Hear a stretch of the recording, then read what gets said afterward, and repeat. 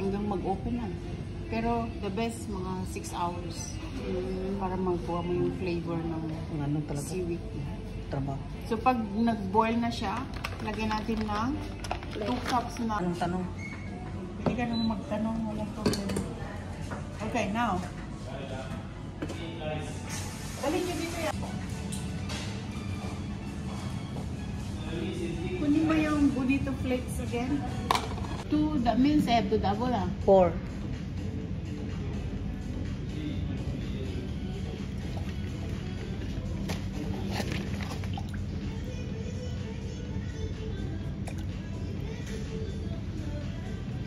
Then? Mirin, 2 tablespoon.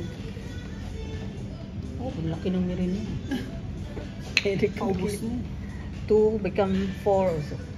Yeah, so 1 to 1 yan. Mabibili yan sa NTUC. Maliliit lang yung binili. 3. As long as mirin.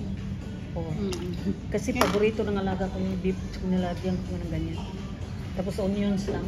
At saka sesame seed. Yeah.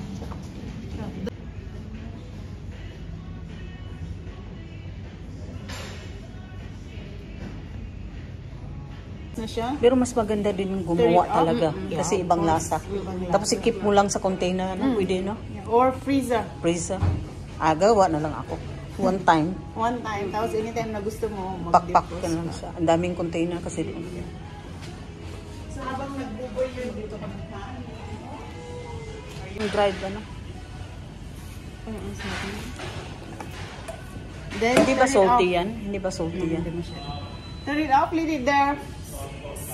Stick for like maybe 5 minutes at least again, okay? Para Tapos i-rinse again. Ha? I-drain na. I-drain na naman.